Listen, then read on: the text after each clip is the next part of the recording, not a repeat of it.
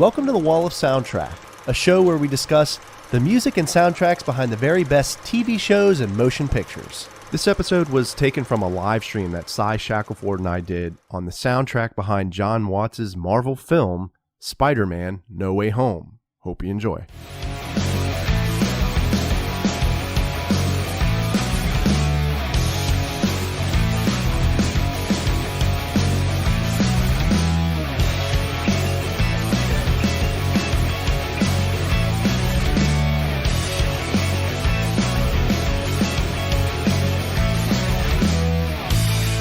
All right, what's up, everybody? It's Andrew from Rotunes Reviews, and today we are coming back at you with another episode of the Wall of Soundtrack, and we are covering Spider-Man: No Way Home, and I have here with me Cy Shackelford from the 301 Colored Commentators podcast. What's up, Cy? How's it going, man?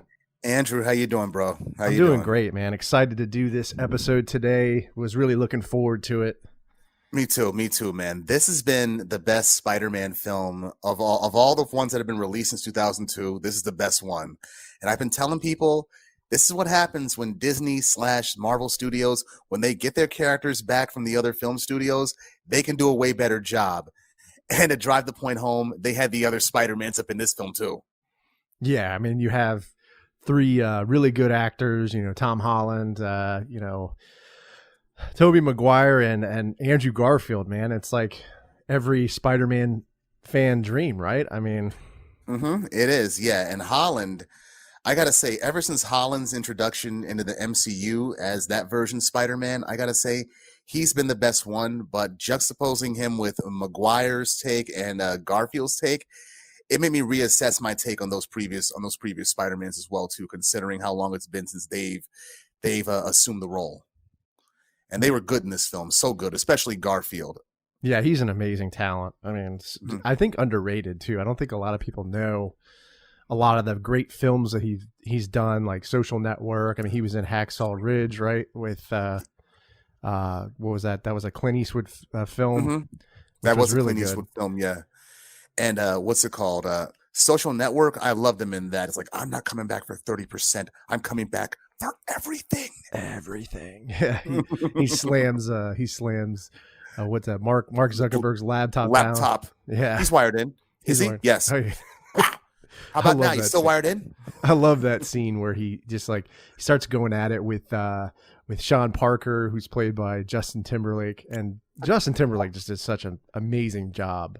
He did. That. He made us hate Sean Parker. Like, what's it called? In the scene where he basically gives like two middle fingers to Eduardo Saverin, Garfield's character, saying, "Here's your $19,000, but I wouldn't cash it though. I drew it on the account." He froze, and he motions like he's going to punch him, and Parker flinches.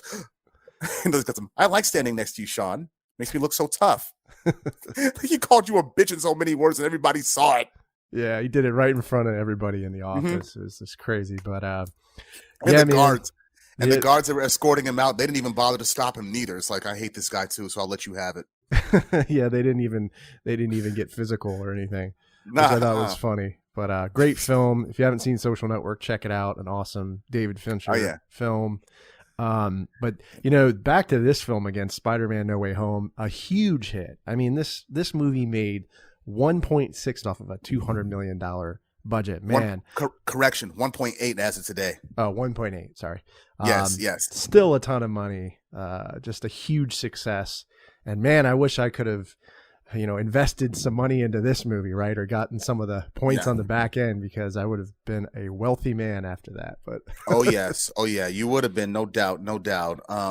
Some background on the film. It's the third film of the Marvel Cinematic Universe's Spider-Man franchise, and the 27th MCU film overall.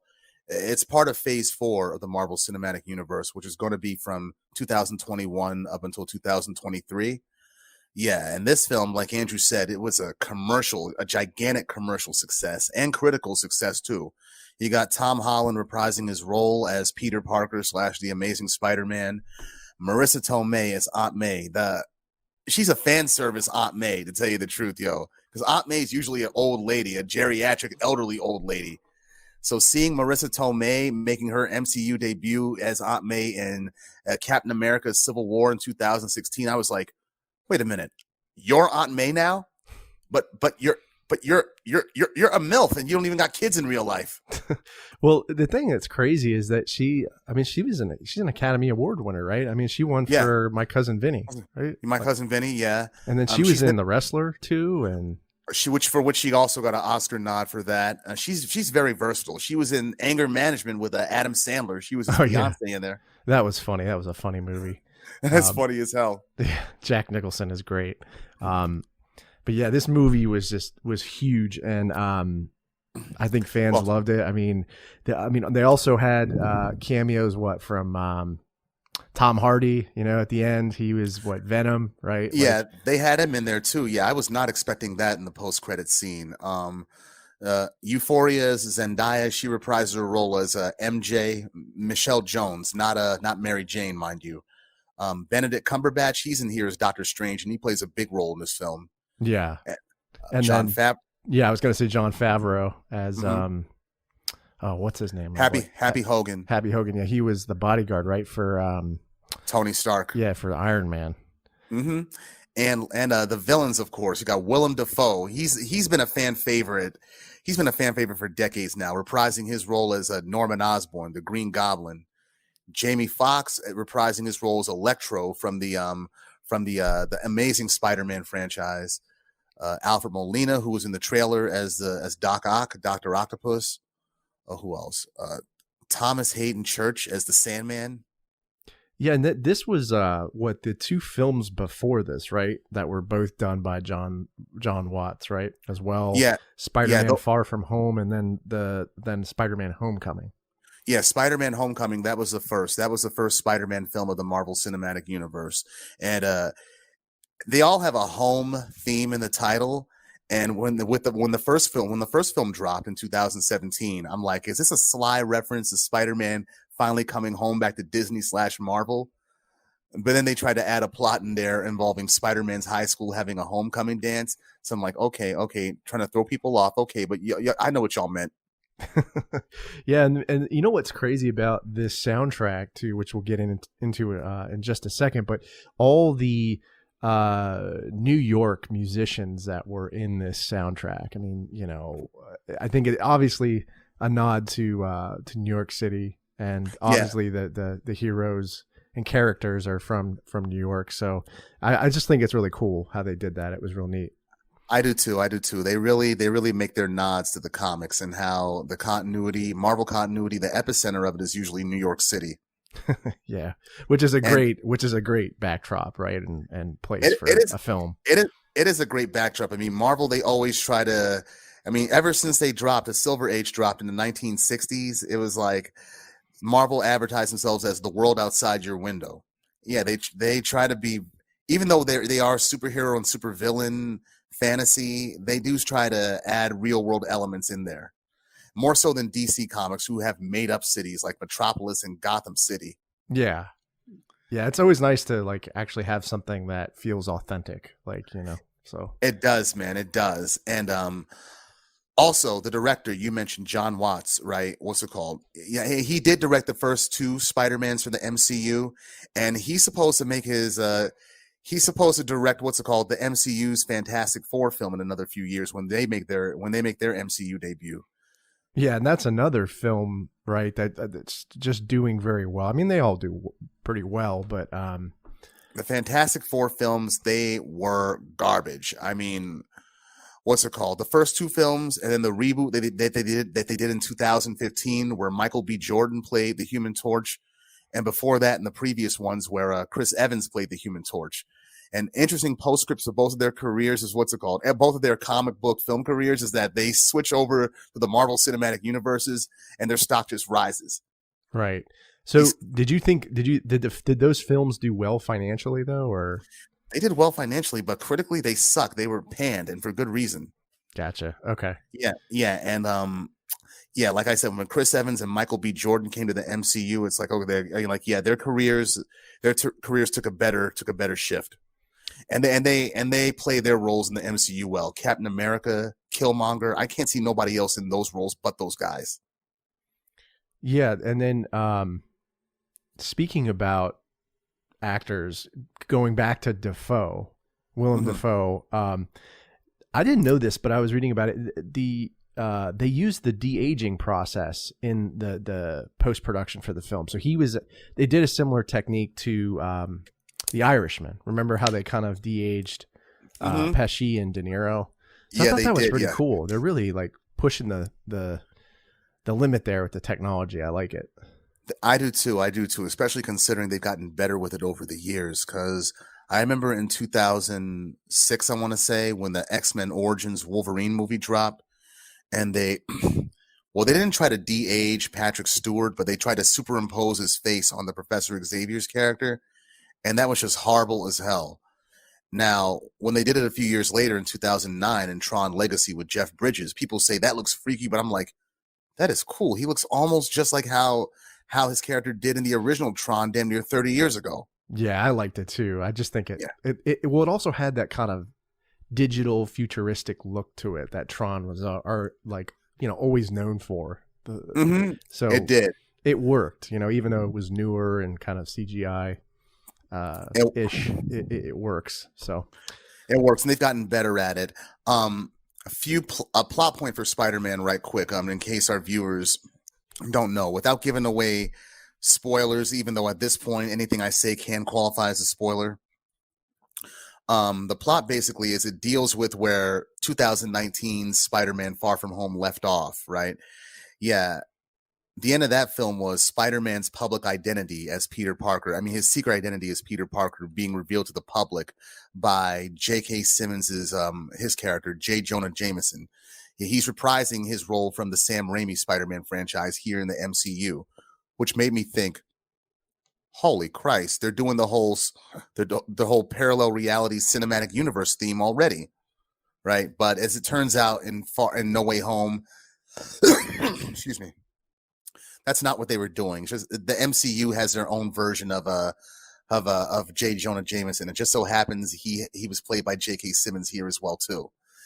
Yeah, so Spider-Man, he wants the public to no longer know his secret identity, so he teams up with Doctor Strange, the Sorcerer Supreme, to erase everybody's memory of his secret identity. But the problem is, Peter, he wants too much caveats in there. He botches the spell and brings over visitors from other realities, other parallel universes who know of their reality's version of Peter Parker.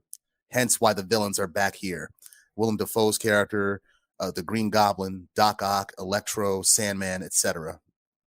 Yeah. And the plot is he's got to send them all back to their respective universes before they cause more harm here. Gotcha. Yes. Thanks for that. So let's get into this soundtrack, man. All right, let's get started. It's awesome. The composer for this film, Michael, I think it's Giacchino. Is that Michael Giacchino? Yeah, Michael Giacchino.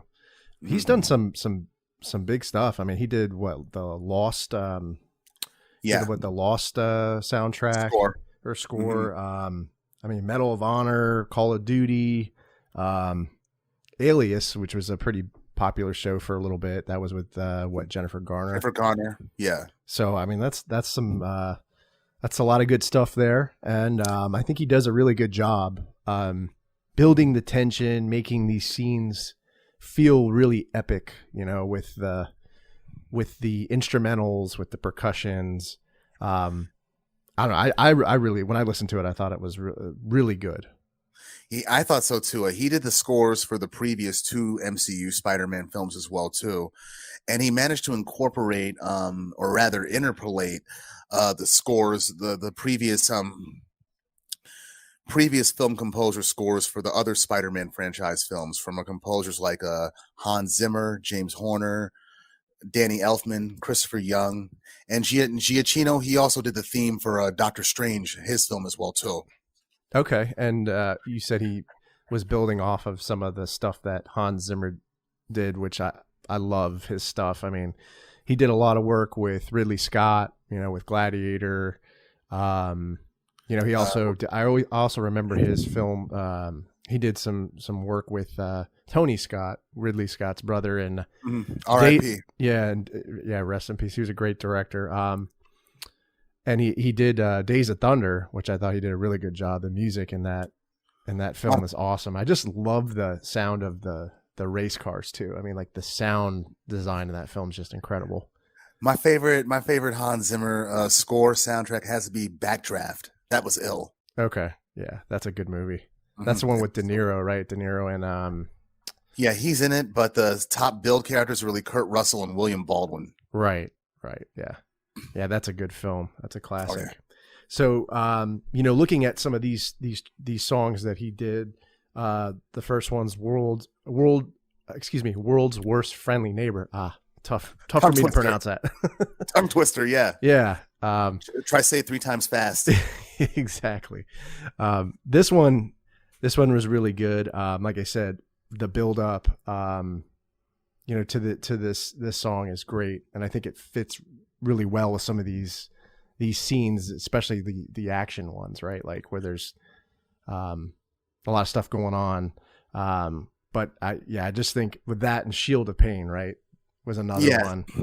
Was another one where there's just a lot of there's a lot of build up, especially at that, what you said, the 2-minute 56 mark. Yes. Where there's the Green Goblin's attacked. That's where I remember that scene when I saw the film. I've seen it twice already. I know some people who've seen it, like who put me to shame in my own family, put it 4 or 5 times already. Oh wow. But Shield of Pain, yeah, I remember that scene because it's where Peter is reconnecting.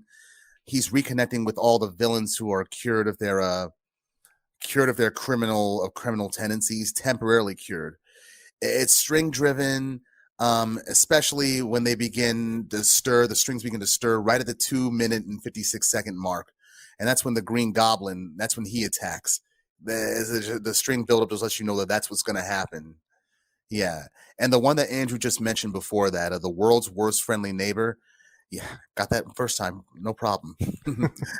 You're better than I am. It's less than a minute long. It's dark, pretty ominous, claustrophobic almost, and there's very moody brass and percussion for it, and it's used at the opening of the film, right when Peter is staring at disbelief at the news report that revealed his secret identity to everybody, and how he's continuously getting surrounded by so many people, hence the claustrophobia part. Yeah, so you feel like it really captures that shock and awe kind of factor, right? Oh yeah, it does, especially for the audience when we saw it at the end of Far From Home. Yeah. So then we have what, Arachnoverture? Arachnoverture. Yeah. So that's 10 minutes. 10 minutes long, and it's played at the closing credits, right? Yeah, it's played in the closing credits, the second half of the closing credits. Yeah. It's because it's 10 minutes long. That's what gives it like one of those like old 1970s art rock, prog rock feel to it. But it has an orchestra instead of anything that's electrically powered or any kind of lyrics that are telling any kind of narrative. Gotcha. Yeah. And then so you said it had that kind of post rock kind of feel, or prog rock. Mm-hmm, it does. Yeah. I mean, the shifts that it takes with the orchestra. Yeah. And it's pretty eerie right up until it builds up until the 420 mark. Okay. Yeah. So, great stuff there. I mean, so is he going to do, do you think he's going to do the next film? I mean, like, did Watts use him in the previous film, or? Yeah, he used him in the previous 2 Spider-Man films that he did. Yeah, he was a composer for those. He was a composer for Doctor Strange in 2016, and I think he's going to do the sequel for Doctor Strange. It's going to drop this May, and the Spider-Man film, that even though they said this is going to be the last one, because of the success of this film, critical and commercial, they got to do a 4th one, especially considering how the movie ended. Yeah, the plot is open-ended at this point. So you think there's going to be another one? Yeah. Okay. There's going to be a 4th one, just like there's going to be a 4th Thor. Okay, cool. Well, that's exciting. Let's go into this next track here. Oh, I'm sorry. Go ahead. Yeah, the next track. Yeah, the Spider-Man theme that he did, the interpolation of it, the Spider-Man, that one. Yeah. Yeah, he used it. Yeah, he used it in the trailer for Far From Home. But and it has elements of the original Spider-Man theme that was composed for the Spider-Man cartoon back in the 1960s. The one by Paul Francis Webster and Bob Harris. Okay. Yeah, and it's fan service for the comic fans and the old school heads. Really, it's like, yeah, you can't do Spider-Man without having that theme somewhere up in there. Nice. All right, so we go to our next track. It's by Talking Heads. It's called I Zimbra, and this one's pretty cool. I really liked it. And I liked it for one other reason is that he David Byrne from Talking Heads. He did a collaboration with DC DJ band Thievery Corporation. I don't know if you've heard of them. And, I know them. Yeah. Yeah, it was a song called "Heart's a Lonely Hunter." It's really good, but I think it was cool how they were used on this soundtrack, and they're also another New York band, right? They were pretty influential. They were all members. They were all former art students that became a big part. They became a big part of the New York punk scene, and later pioneered the '80s new wave scene. Okay, yeah, and this song is played in the opening credits, right? Like, yeah, in the opening credits when MJ and Peter, they're starting to get surrounded by reporters, and like they're getting brushed by reporters or bystanders that are like, "Oh my God, he touched me! Did you see that? I can sue him! Oh my God!" Like, we got to get the hell out of here. So he flings his web and takes MJ, and they're swinging through the city just to get the hell away from people. And I Zimbra is playing in the background.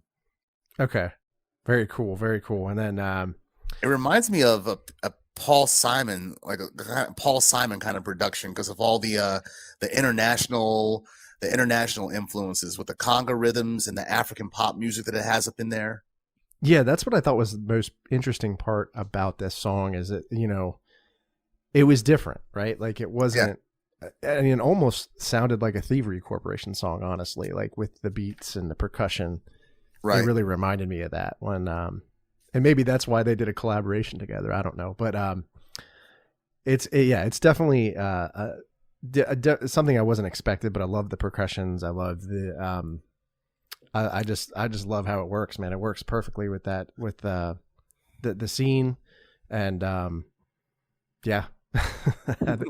And also, another. I'm really honestly surprised that they didn't use like a Nas song on this soundtrack. Because of like all of the New York, artists and musicians that they gave a nod to, right? Like, right. And given Marvel's the hip hop variant covers they did back in 2016, and Nas, his Illmatic was one of them, right? Yeah. They could have used some New York rappers for this. I mean, they used like one or a few of them, but it's like, come on. All the New York rappers that I know that are Marvel fans that would have gladly let you use a track. Y'all could have, come on, Disney. Y'all could have done it, and stop saving your soundtrack money for the Guardians of the Galaxy movies too. Exactly. So our next track, Liquid, the song's called Scraper. Scraper, yeah. This one was like a really obscure track, honestly. Like, never heard of this band. I guess they're using more. I mean, it does have a lot of percussion. It's strong in the percussions and the beats. I mean, and it seems like they kind of stick to that theme, right? Throughout the soundtrack. They are sticking to it, yeah. And you did mention earlier that most of the artists on here are from New York area. Yeah, Giacchino, yeah, he's technically the only outlier. He's a Tony Soprano type. He's from Jersey. Okay. Nice. Mm-hmm. Nice. Yeah, I mean this band again, I've never really heard of them until I had to, kind of research them. Same here. Apparently they did this, what they were known for, this song called A Cavern, right? Which was, yes, they sampled the song White Lines by Grandmaster Melly Mel, yeah. But they did so without permission. Did they get in trouble, or did they start some sort of feud? There was some legal trouble, I think. Yeah. And of course, yeah, there is a feud when you use something like that without permission in the music industry. Yeah. Like Coolio and Weird Al Yankovic. But it's like, in that case, Coolio, he admitted years later, I was stupid for even starting a feud with him or getting mad at him for doing that. I could have collected a check right then and there. And besides, the parody was funny. Yeah, it was. Weird Al's done some funny stuff. I like the Nirvana one that he did. Oh yeah, smells like I forget what it's called, but it was really funny. The music video, and they like copy. I think they used the same like janitor from that from the Smells Like Teen Spirit video. Yeah, the one that's like yeah. Man, that Weird Al is a real creative guy, man. I gotta tip my hat off to him. He's done some really good stuff. His parodies are funny. He even does like them like frame for frame at times to get them just right. Like in the video for a UHF, how he parodies all those 80s music videos. like Robert Palmer, Prince, Billy Idol. I'm like, this is how do you not laugh at this? Did he do what was that song by Robert Palmer? It was it Another Kiss, I think, or something, or Addicted to Love? Addicted to Love. That's what it was. Yeah. Yeah, he did a parody of that video in UHF. Yeah. Nice. All right, so we go to Beastie Boys is the next track. No Sleep Till Brooklyn. This is a real famous one. I love it. It's super aggressive. I mean, and it captures a lot of that. Like I feel like they kind of experimented with rock and rap, right? Like, I mean, they were the Beastie Boys. Yeah, they were the first white rappers in hip hop, right? And they were originally a punk band, but when they switched over to hip hop, they still maintained a lot of their punk elements, particularly the guitar riffs and whatnot, and the aggressive punk attitude too. And that's exemplified in No Sleep Till Brooklyn.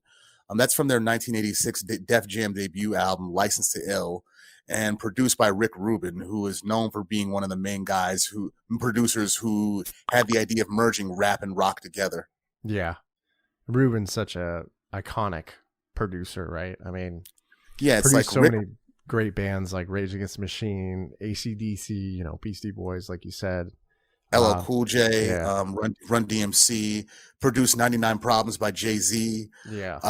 He's a hell of a beat maker. Getting him back to produce a hip hop beat now is pretty rare. But when you do, and you see the words produced by Rick Rubin, I'm like, okay, and those words I trust. He knows what the hell he's doing behind the boards. Yeah. I mean, I think he's made enough money where he could retire, but probably doesn't do much now. I think he actually does a podcast on YouTube. Every celebrity's out doing a podcast now. Some of them are really good, like Noriega, the rapper Noriega from CNN. He has Drink Champs, and they call themselves the most professional, unprofessional podcast, and that's true. Oh, I've seen that. Yeah, and I've seen that before on YouTube. That's pretty good. They have a bunch of really like well-known rappers on there. I think they had Master P on one episode. That was pretty cool. They had DMX on there before he died. That was a good episode. Yeah. Alicia Keys, MC Search. They got mad people up on there. Yeah, it's good stuff. And then the Rick Rubin one's really good too. I mean, they have just like it's exactly like that one.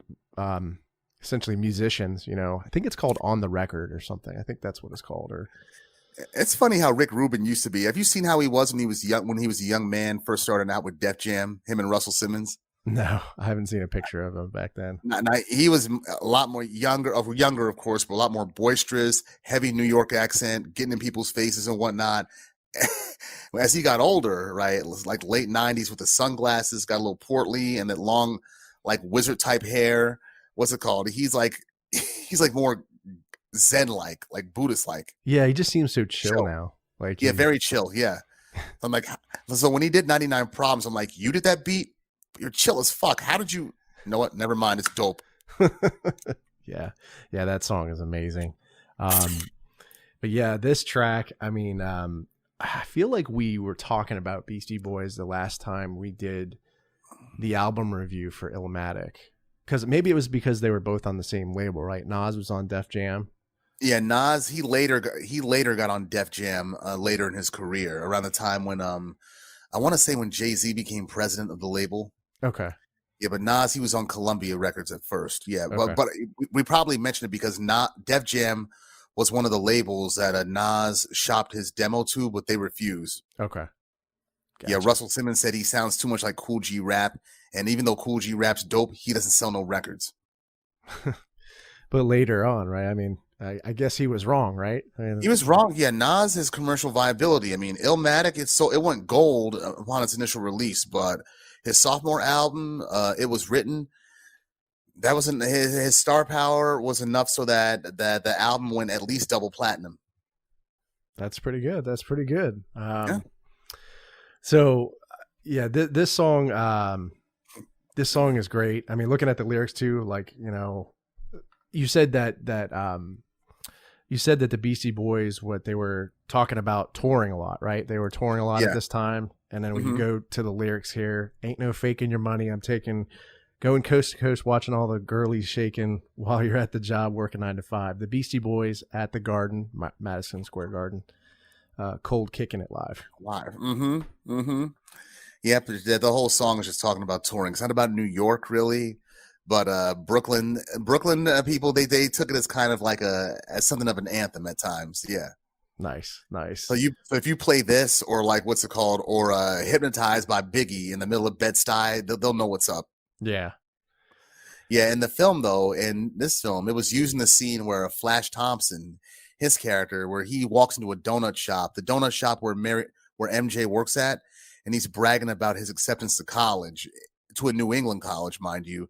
And he replaces it in the song as he's singing it. He's like, "No, sleep till Boston," because he's going to MIT. MIT, yeah, exactly. Yeah. That's cool. Yeah, Boston, another great band that I feel like kind of, you know, they had like that one album. I'm blanking on it, but it had, you know, the classics like Smokin' and what's the other one, the real famous one, More Than a Feeling and Rock and Roll Band and all those, like I feel like they had like one good album, and then I think I think the lead singer like passed away or something. I don't know, but that first album, that was the definition of like arena stadium rock, like Foreigner. Yeah, exactly. So yeah, and the Beasties, yeah, they're broken up now too. I mean, they were Ad Rock, Mike D, and MCA died of throat cancer in 2012. So the band, yeah, they broke up from that. Okay. Yeah, I remember that. That was, yeah. When was that? Was that a couple years? Was that like 3 or 4? 2012, 10 years ago. Wow. Man. Yeah. And yeah, they kept getting innovative with their albums. I mean, their first album, they were basically like some sophomore punk New York kids. Second album, that's considered their best production wise. The Paul's Boutique, the way the Dust Brothers put the production on there, that cut paste method from everywhere, a drum beat from here, a movie sample from there, and weaving it all together so it sounds coherent. Yeah, they couldn't make that kind of an album today. It would cost too much money. Yeah. It's sample clearances. They didn't have sample laws back then. So it was just like a free for all, right? Pretty much, yeah, until Bismarck E, somebody sued him, and what's it called? And it led to a new president in the music industry paying for sample clearances. Yeah, I mean, I guess it's intellectual property, right? I mean, yeah. It is intellectual property. Yeah, I mean, if somebody's using my material without permission, yeah, I would want to get it. I want a piece of it too. It's like, yeah, okay, cool. Just pay me. Yep, pay me and we're all good. So the next track, Odyssey, Native New Yorker. This was played on the cell phone, right? Was it? Yeah. Of what was it? Whose cell phone was that? Happy Hogan. Yeah, Happy Hogan, which is played by Jon Favreau. Who's amazing, by the way. I like Jon Favreau. Funny how he made that cameo on The Sopranos. That was funny. That one episode. I think it was like the first season, right? Yeah, it was. Yeah, Favreau. He'll always have points for me. He saved the Star Wars film, not the film franchise, but the Star Wars franchise for me. I mean, him doing the Mandalorian and the Boba Fett Jones on Disney Plus. Yeah, those are better than the Star Wars movies that have been coming out in recent years. And he's directing those, right? Directing them and writing some of them, yeah. Yeah, he's just super talented. I mean, I feel like he can do it all, man. He can act, he can direct, he can write. I couldn't believe this. He was actually in Rudy. You remember that film? Rudy? Yeah, with Sean Astin, yeah, with the Notre Dame. I'm here to play football for the Irish. Yeah. And guess who else is in that film who I didn't even notice was Vince Vaughn. Vince Vaughn Yeah. was in that movie. So the two actors from Swingers. Oh wow. Yeah, and the Goonies, right? Because wasn't Uh-huh. Sean Astin in the Goonies? Yeah, Sean Astin was in the Goonies. Yeah, he was Mikey. Yeah, Yeah, that's funny. random tidbit there, but yeah, That's funny. back to the track. Yeah, I did not. Yeah, I did not know this track right here was a cover, a disco cover of a Frankie Valli, lead singer from the Four Seasons, of a song that he released the same year. I did not know that at all. yeah, me neither. But it is an interesting track. Again, another New York band, right? Odyssey, yes, yes, they are. I've heard this sampled before too by other New York rappers. So why do you think they use this in the scene? Like, was it to kind of be goofy or? A little bit, and it kind of I don't want to say they're hitting us over the head by using mostly New York artists, but what's it called? It's on the nose using a song called "Native New Yorker" in here, considering Parker, he's from Queens, and most of these, and the whole plot takes place in New York City. So Yeah. and, Okay. And then, I mean, they definitely obviously references to New York City in the lyrics too. You grew up riding the subways, running with people up in Harlem, which is a Northern of, Manhattan, yeah. Down on Broadway, you're no tramp, but you're no lady talking that street talk. You're the heart and soul of New York City. Well, there it is, right?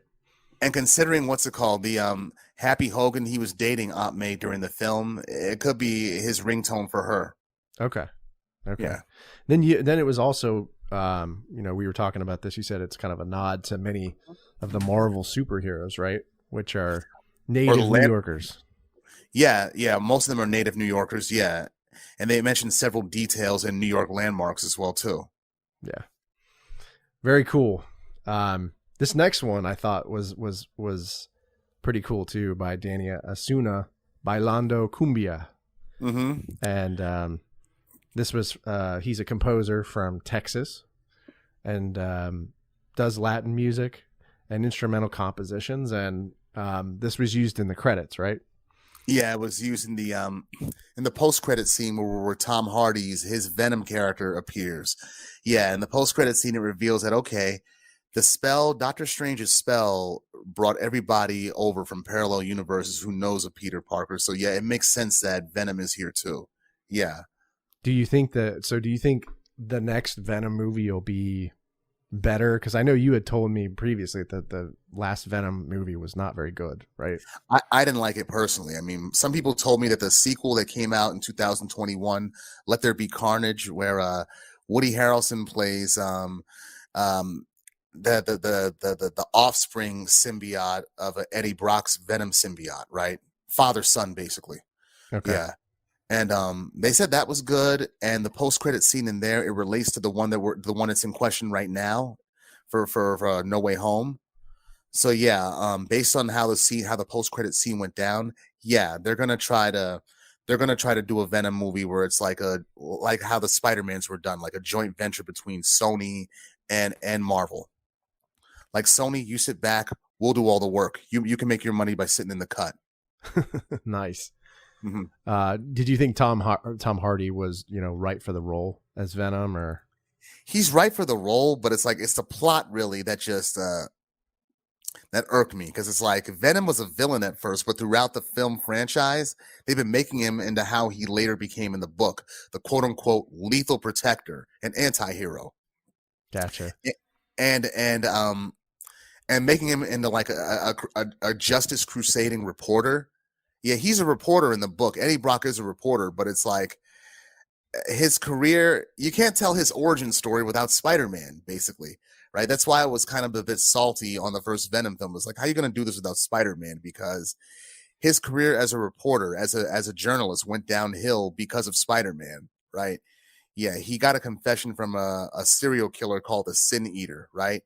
But then a few weeks later, Spider-Man got a confession from the real Sin Eater, which made Eddie Brock a laughingstock. He lost his job at some major journalist firm, and was forced to do sleazy tabloid reporting. So he held a grudge against Spider-Man for that. So do you think that that's what's going to be? Do you think he's going to be part of the next plot, like the plot line for the next Spider-Man? Do you think that they're going to A version of him that might exist in the Marvel Cinematic Universe. Yeah, just like how we saw in this film with Maguire and Garfield versions, their versions of Spider-Man exist in other universes. The MCU may have their own version of Venom, which may or may not look just like Tom Hardy. But yeah, I think the next Venom film will have that plot element up in there. Okay. So you think the main kind of weak part of the Venom film was just the writing? Yes, and they made Venom too funny. It's like too out of control, like a pet, like a pet that hasn't been housebroken. I like that reference. So yeah, this track, I think it's different. You know, like you have, I mean, it's definitely a different genre. But you know, I just they kind of mix it up with this track, and I like how they kind of use it, like you said, in the credits, the ending credits there. And the word bailando cumbia actually translates to dancing Colombian. Oh yeah. Mm-hmm. So I don't know how that ties in, or if there's any kind of special meaning in that, but that's I don't think so either. I think they just needed like some bar music, I guess. Nice. Yeah, it's like what's his face? Kurt Vonnegut once said when people try to read too deeply into his work, he's like, sometimes a blue shirt is just a blue shirt. Yeah. Doesn't have to mean something. Right, exactly, yeah. So, all right, then we go to our last track here by De La Soul, The Magic Number. Mm-hmm. This was a big surprise, but it also very appropriate. Yes, it was used right at the ending credits, and it's definitely a reference to all three Spider-Mans appearing in the film. Yeah, the number 3, right, which is in the lyrics. 3 is the magic number. Yeah, that's a sample right then and there too. And this song, The Magic Number, is from De La Soul's 1989 debut, 3 Feet High and Rising. And like the aforementioned Beastie Boys album, Paul's Boutique, which was released in the same year, the sampled material on this record, it's another example of an album that cannot be made today, not without it costing a fuck ton of money. Just because, like you were saying, the copy and paste, how they did that, it just would take too long, right? Yeah, I mean, not that it would take too long if you know what you're doing, but yeah, it would take too long to get all the samples cleared. Yeah, that's where it would take very long at.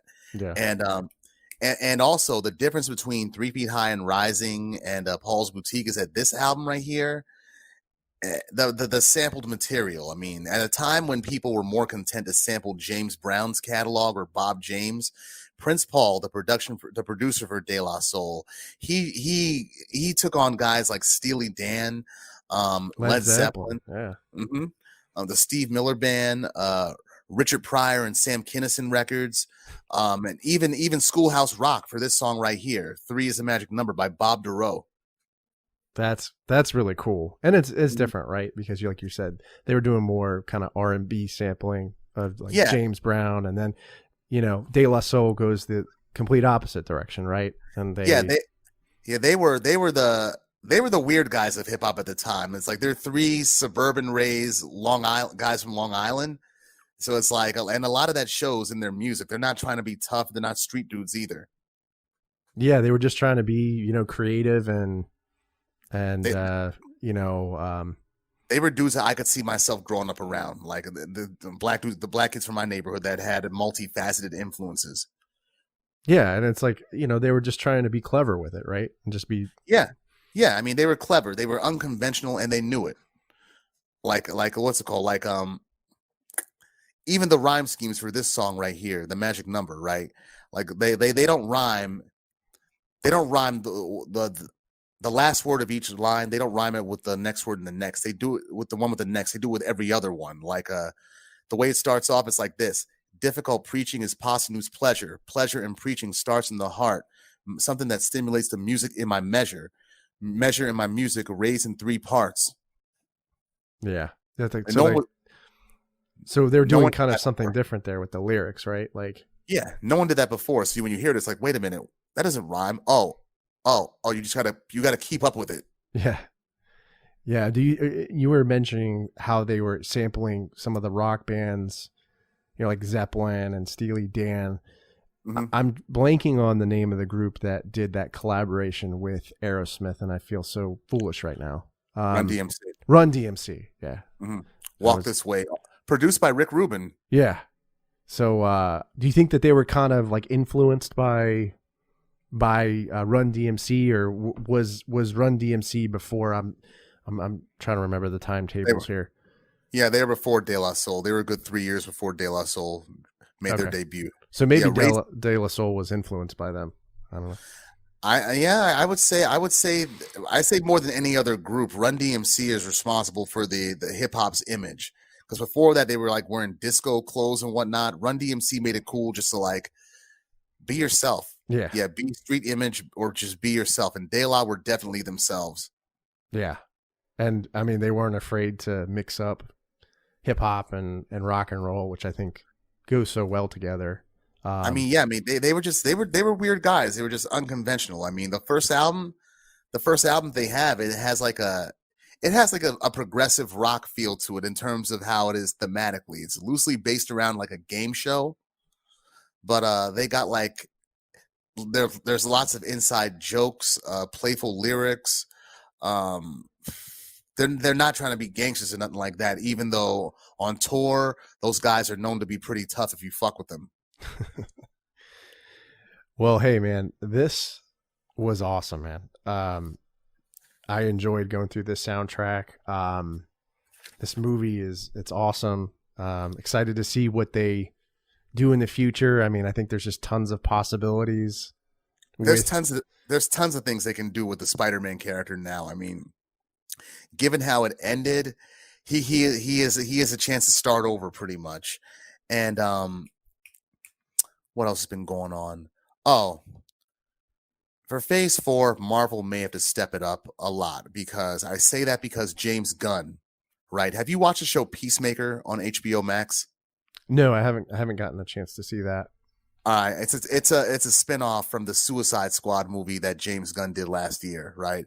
Yeah, DC Comics is one of theirs, but it's irreverent, rated R, and Marvel needs that in order to keep it going, right?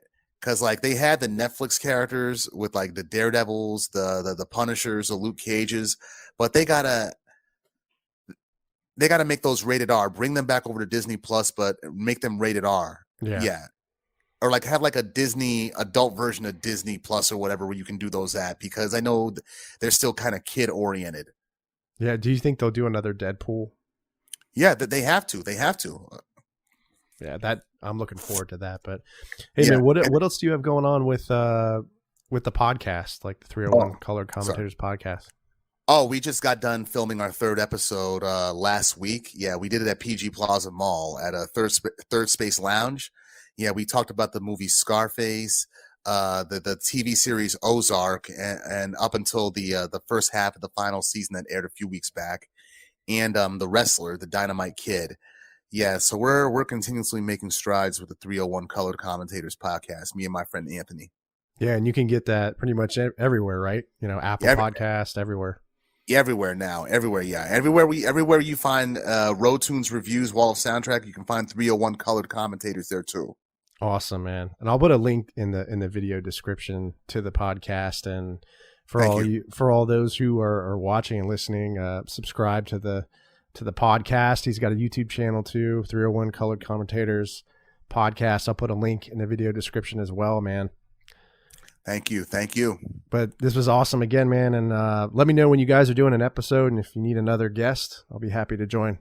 Oh yeah, we'll be doing guests. We'll be having guests up on there in the future. Yeah, you're more than welcome. We'll send you the invite. Nice. All right, man. Well, this was a pleasure. Always. What do you think we're gonna do next? You want to do maybe another Marvel movie, or are you thinking something else? We do get a lot of play when we do the Marvel films, Marvel soundtracks, but the trick is which one do we do? Could do the Doctor Strange one. I mean, that's going to come out this year, and that's like a horror film as is. Okay. And Sam Raimi's behind that one too. He's directing it. All right. So yeah, we can do that one. Sure. Yeah, we'll do that one. All right, man. Well, we will do that one. And thanks for doing this again. And we'll see you guys next time. All right, next time. All right. Take it easy. Peace. Later.